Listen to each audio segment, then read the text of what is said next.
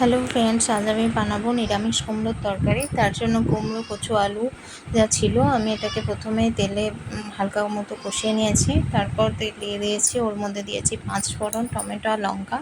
তার মধ্যে দিয়ে দিলাম আদা বাটা, জিরে বাটা, ধনে গুঁড়ো, লঙ্কা গুঁড়ো, সবজি মশলা। এই দেখো মশলাটা ভালো করে কষিয়ে নিচ্ছি। নিরামিষ রান্না একটু যত্ন নিয়ে করলে না খুব ভালো হয় খেতে। আমার তো মনে হয় আমিষের থেকে নিরামিষের টেস্টটাই বেশ ভালো হয়। তো দেখো মশলাটা খুব ভালো করে কষিয়ে নিচ্ছি। এবার কষানো হয়ে গেছে, ওর মধ্যে কষে রাখা সবজিগুলো দিয়ে দিলাম, মানে কুমড়ো, আলু আর কচু দিয়ে দিলাম। ভালো করে নেড়েচেড়ে নিচ্ছি।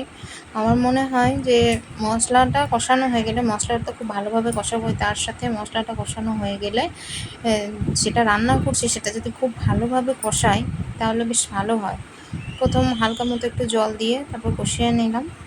তো দেখো খুব ভালো মতো কষানো হয়ে গেছে, এবার জল দিয়ে দিয়েছি। এরপর আমি নুন আর চিনি দিয়ে দিয়েছিলাম। কুমড়োর তরকারি একটু মিষ্টি না হলে খেতে ভালো লাগে না। তো দেখো কুমড়োর তরকারি রেডি। ভালোই হয়েছিল খেতে। বাই।